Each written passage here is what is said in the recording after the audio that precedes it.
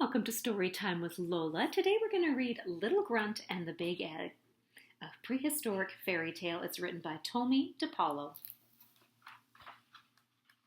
It's a little longer today.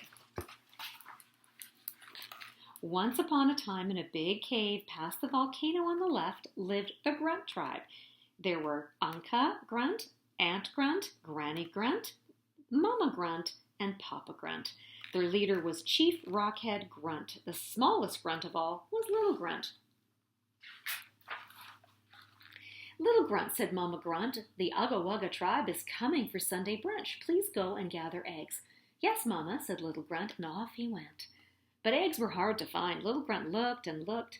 What am I going to do? He asked himself. I can't find a single egg. I'll try one more place. And it was a good thing that he did, because there in the one more place was the biggest egg Little Grunt had ever seen. How would he ever get it home? Eggs break very easily. I know, he said. He gathered some thick, pointy leaves and wove them into a mat. He carefully rolled the egg on top of it. Then he pulled and pulled and pulled the egg all the way home. My goodness, said the Grunt tribe. Ooga, ooga, what an egg! That will feed us and the Ugga Wuggas and even the Grizzler tribe. Maybe we should invite them to Sunday brunch too. Ooga, ooga, yummy, yummy, said the Grunts. They put the egg near the fire and went to bed. In the middle of the night, the egg began to make noise. Click, crack, a big piece of shell fell to the floor.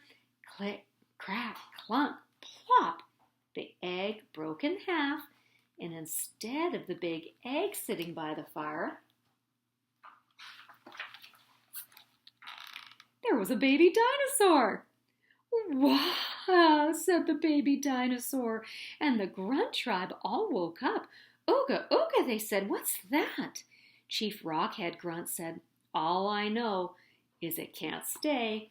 But before he could finish, Little Grunt asked, may I keep him, please, please? Every boy needs a pet, said Granny Grunt.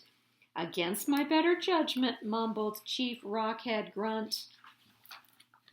I'm going to call him George, said Little Grunt.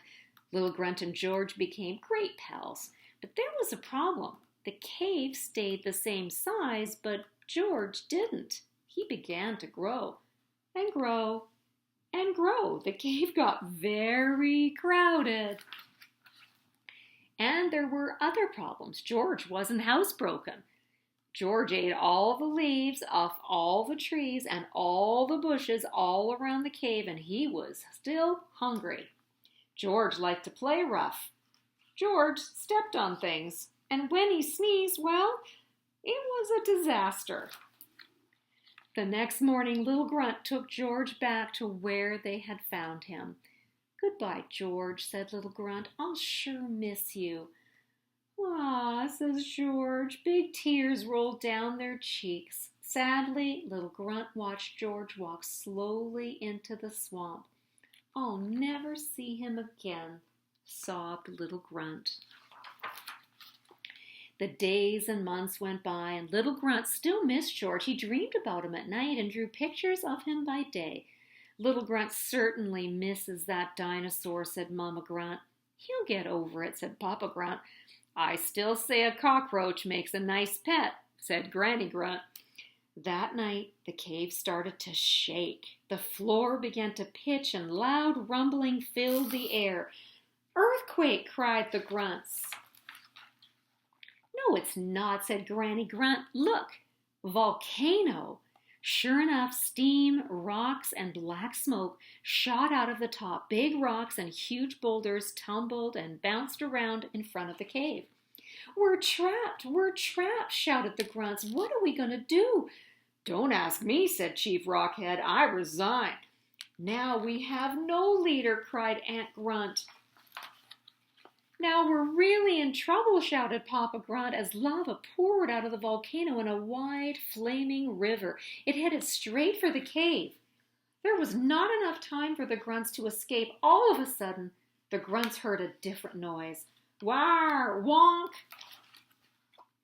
"It's George!" cried little Grunt. "He's come to save us." "Ooga, ooga!" cried the grunts. They all ran to George and quickly filled up his long neck, his long back, and his very long tail.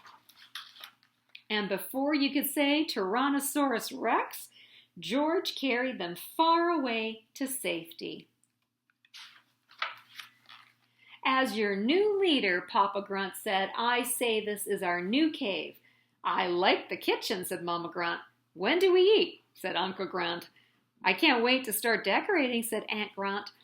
"I always say a change of scenery keeps you from getting old," said Granny Grunt.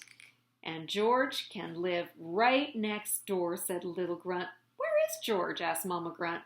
"Ooga, ooga! Here, George!" called the grunts. "Rawr!" answered George. "Look!" said little Grunt. "Oh, no!" said the grunts. There was George sitting on a pile of big eggs. "I guess I'd better call George Georgina," said little Grunt.